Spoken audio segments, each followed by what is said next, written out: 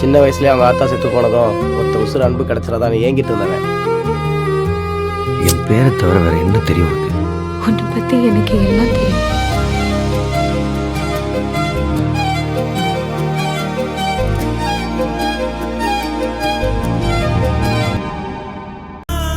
எனக்கு உன்கிட்ட ஒரு விஷயம் சொல்லணும்னு நான் தோணுது வினோதனே. ஆனா சொல்ல முடியாம தவிச்சிட்டு இருக்கேன். என்ன விஷயம் சொல்லுங்க. எனக்கு எனக்கு சொல்றதுக்கே ரொம்ப பதட்டமா இருக்கு. எப்படி சொல்றதுன்னு கூட எனக்கு தெரியலங்க. இங்க பாருங்க, எப்ப பதட்டமா இருந்தாலும் உடனே ஒரு நிமிஷம் கண்ணு மூடி இருங்க. கண்ணு மூடி இருக்கிற சமயத்துல எதை பத்தி யோசிக்காதீங்க. ஒரு ஆழ்ந்த தியானத்துக்கு போங்க. அப்படி பண்ணீங்கன்னா உங்களுக்குள்ள இருக்கிற பதட்டம் குறையும், தெளிவு பிறக்கும். ஒரு நிமிஷத்துக்கு பிறகு கண்ணை திறந்து நீங்க என்ன சொல்லணும்னு நினைச்சீங்களோ அதை சொல்லுங்க.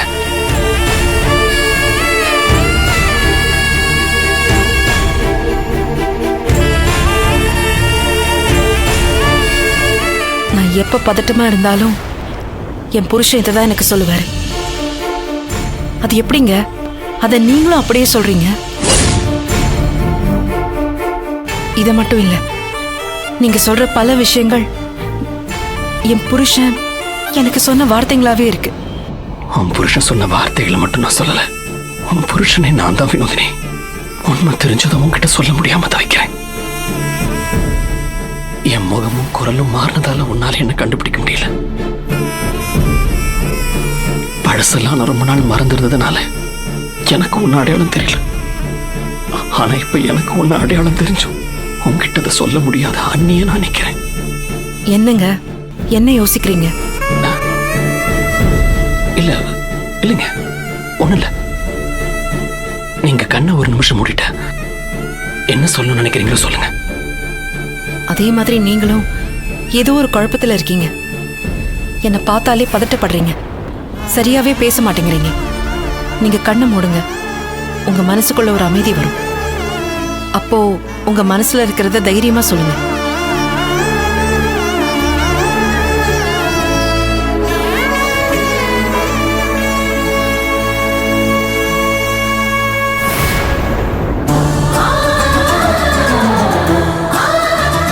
வாசுவுக்கும் எனக்கும் கல்யாணம் நடக்கல. எனக்கு நானே தாலி கட்டிக்கிட்டேங்கிற விஷயத்த சிவா கிட்ட சொன்னா என்ன நினைப்பாரு? தாலியை கட்டிக்காம ஒன்னா குடும்பம் நடத்துறதா தப்பா நினைக்க மாட்டாரா? நான் எவ்வளவு அமைதியா இருந்தாலும் என்னால உன்கிட்ட உண்மையை சொல்ல முடியாது. அம்மாக்கு நான் செஞ்சு கொடுத்துருக்கிற சத்தியம் அந்த மாதிரி. ஆனா உன்னை பார்க்கும்போது என்னால உண்மையை சொல்லாமலே இருக்க முடியல. என்ன ஆனாலும் பரவாயில்ல, உன்கிட்ட உண்மையை சொல்லிடணும்னு மனசு துடிக்குது. எனக்கும் வாசுவுக்கும் கல்யாணம் ஆகலன்னு சொல்லிடவா? நான் தான் வினோதினி உன் சிவராமன் சொல்லிடவா?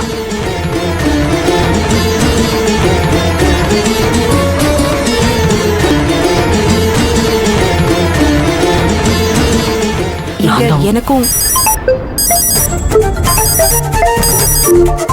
அம்மா வாசுதான் அடிக்கிறாரு.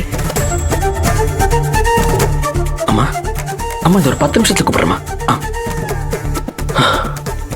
நல்ல வேளை அம்மா போன் பண்ணாங்க, இல்லைன்னா நான் அவசரப்பட்டு உண்மையை சொல்லியிருப்பேன்.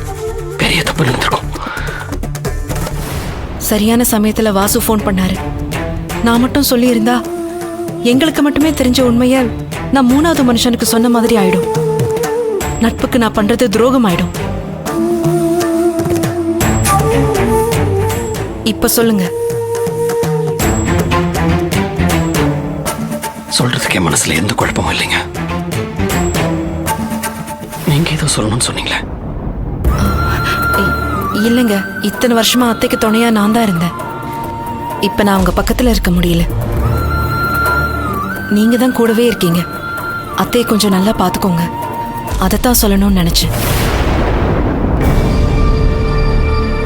என் அம்மாவை, ஐ மீன் உங்க அத்தையை நான் நல்லபடியா பாத்துக்கிறேன். எங்க பசங்களை நீங்களும் நல்லபடியா பாத்துக்கங்க. அம்மா ஏதோ முக்கியமான விஷயமா போன் பண்ணிருக்காங்க.